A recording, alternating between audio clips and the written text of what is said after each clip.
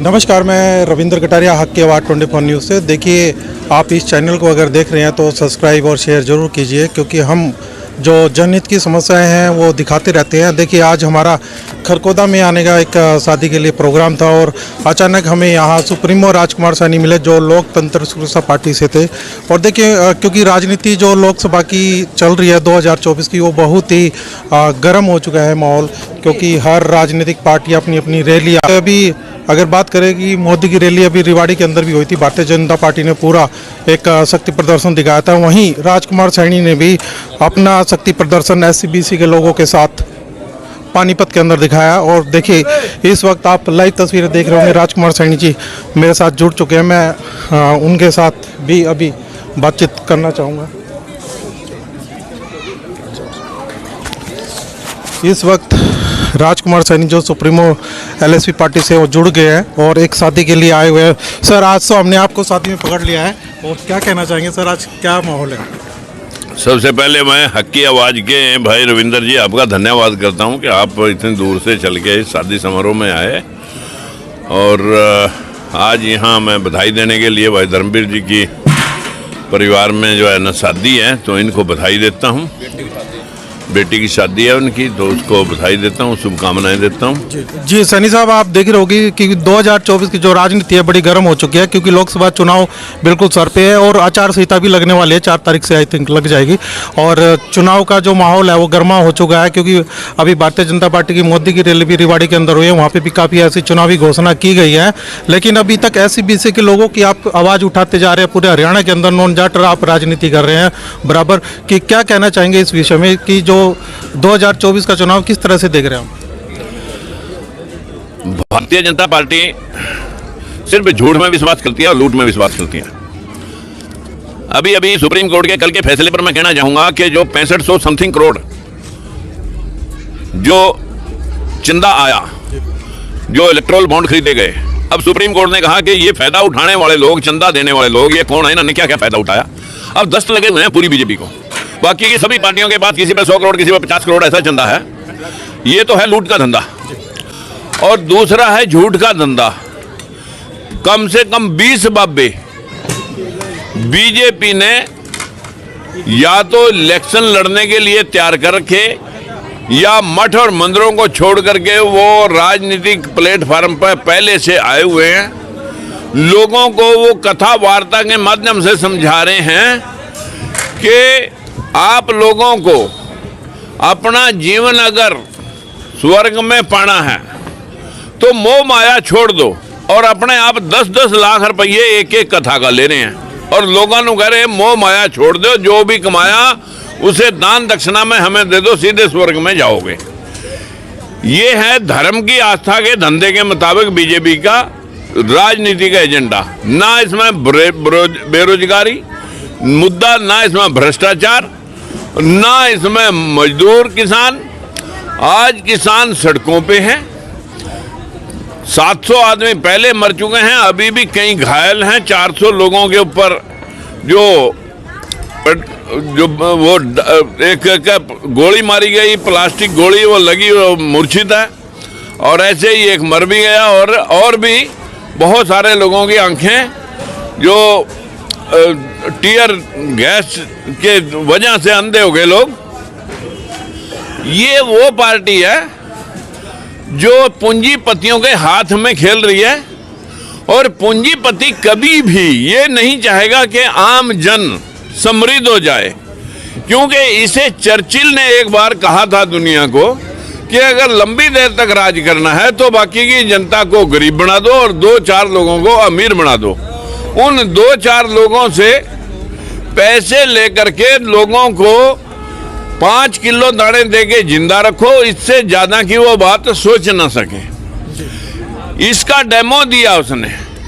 एक कबूतर के पंख उखाड़ दिए, बहुत फड़फड़ाया कबूतर पंख फटते वक्त, लेकिन फिर उसे जमीन पे छोड़ करके 4 दाने डाल दिए, फिर आगे को जाके 4 दाने डाल दिए, और पीछे पीछे कबूतर, आगे आगे चर्चिल।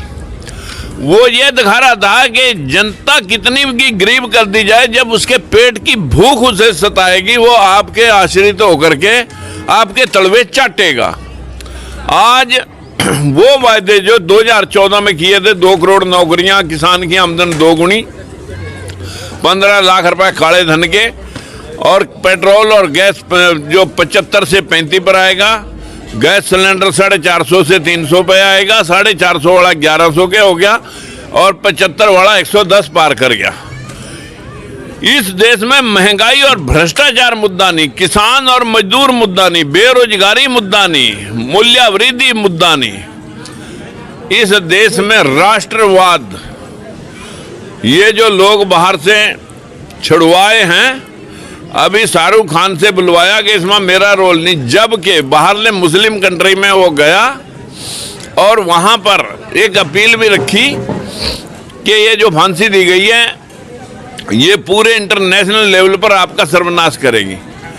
तो मुद्दों पर आधारित बात जो है ना, उनकी रिहाई हुई, लेकिन इसका श्रेय भी कहीं शाहरुख ना ले जाए, इसके उसके पास से बुलवाया गया कि हमने ही ये रिहाई कराई। ना यहाँ मुद्दा पुलवामा का रहा, ना यहाँ गोधराकांड का रहा, यहाँ तो षड्यंत्रकारी। मैं आपको एक वीडियो दिखाना चाहता हूँ कि किस तरीके से ये लोग कैसी कैसी वाणी बोलते हैं। हमें तो ये देखने के लिए भी मजबूरी होगी। अरे जिस दिन भी मैं मरूंगा, मेरी जगह पर ये हिंदुत्व कार्य करेगा। अगर किसी की अम्मा ने चली, उठाना मेरे बेटे को। अगर मेरे परिवार तक कोई बहन का लोड़ा, अगर आंख उठाकर देखेगा, इतिहास रच दूंगा। ये लोग किसानों पे गाड़ी चढ़ा देते हैं। हमारा एक नरसिंह भगत, वो सच बोल देता है, किसी के उकसाने पे उसे जेल कर देते हैं, और यहाँ ये इन लोगों को कुछ भी कहने के लिए तैयार नहीं है, जो माँ और बहन की सीधी गालियां जनता में दे रहा है। क्या करें? ये जो देश को मनुवादी व्यवस्था के मुताबिक संविधान बदलने के, मोदी कह रहे आरक्षण की कोई जरूरत नहीं, किसी भी रूप में दिया गया आरक्षण ये देश को उस कगार पर ले जाएगा जहां जो है ना निम्न तबके के लोग बराबर खड़े हो जाएं। इसलिए आरक्षण किसी भी रूप में नहीं होना नहीं चाहिए।